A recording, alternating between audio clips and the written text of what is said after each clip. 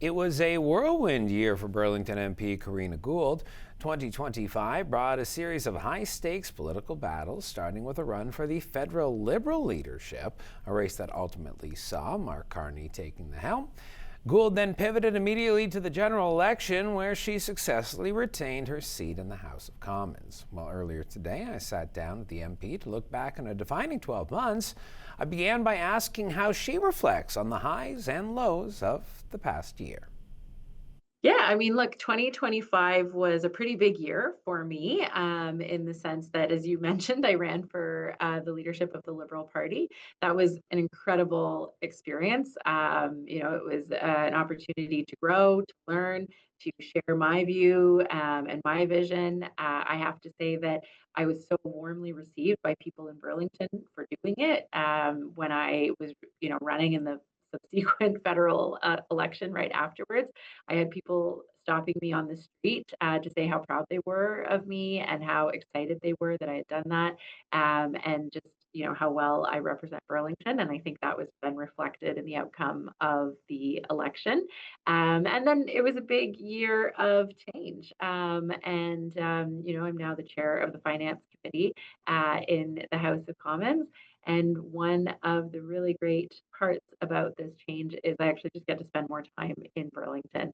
Don't get me wrong, I love to be out and about around the country, but Burlington is home, and my job as a member of parliament is to represent people in Burlington. And so I've really, been able to stay connected to the community, spend some more time with my kids, which is really nice. My daughter's actually turning 2 on Friday. And so, it's been a very exciting, very challenging year, both for me personally and professionally, but also for the country as a whole. I mean, we have gone through so much with the election of Donald Trump, the tariff war, the threats to take Canada over, and then all of the stuff that he's doing internationally that has really, caused us to think about who we are and what we want for our future. So it was a big year for me, but also for our community and for the country. So, taking all of that into account, I mean, looking at what is happening in the world right now, when you see a historic speech such as yesterday with Prime Minister Mark Carney in Davos, when you hear something like that, I'm curious if you get a feeling of, oh, I wish that was me. Or do you feel like I dodged a bullet because I don't want that pressure on me?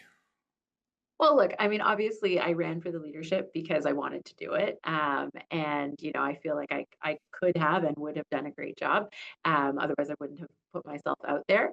But at the same time, look, we have a great prime minister who I'm happy to support and to make sure that we're doing things that are good and important for Canada and for Canadians. And so, my job as a member of parliament here in Burlington is to continue to ensure that what we do as a federal government is good for people in my community and in our community and right across the country. And look, this is a very difficult time in the world. And as Canada, we are actually on the front lines of the change that we are living through. And it is a big, as the Prime Minister said, it's a rupture for us. And we have to be smart and we have to be thoughtful and we have to be very strategic about how we navigate through this very difficult time.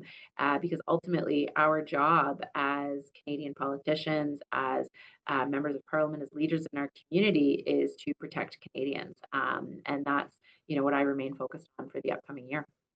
Yeah, so let's talk about the upcoming year. And you can kind of take this, you've already touched on it a bit, but your personal priorities, I mean, you do seem to be putting a lot of focus on Burlington, which is, your home riding. What are your focuses this year for 2026?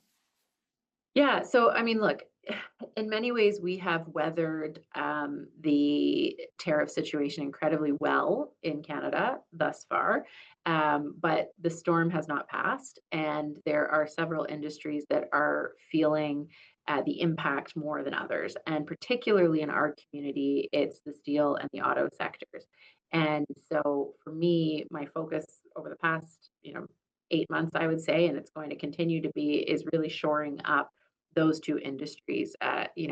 There are almost 8,000, maybe 10,000 direct jobs in steel production between Burlington and Hamilton. And there are, another 40,000 jobs that are indirectly tied to steel manufacturing in our region.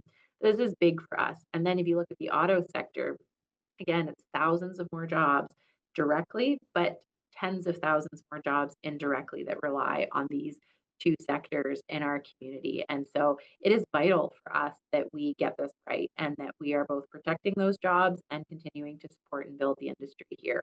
So for me, that's been a major focus of mine in Ottawa, is supporting those two industries and supporting the workers.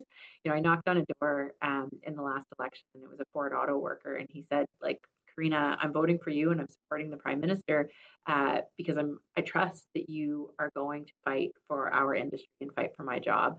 And I kind of hold on to that every single day as to what I'm doing in Ottawa. And so those are major focuses for me. And then it's also about protecting the things that we love here in Canada that make Canada a special place. It's about making sure that we continue to have access to good quality public services, continuing to ensure that we are, building a solid economic foundation, but also, supporting and protecting our environment for generations to come. Like we have something really special in this country, and we have to fight every day to protect it. And so that's what I'm working on.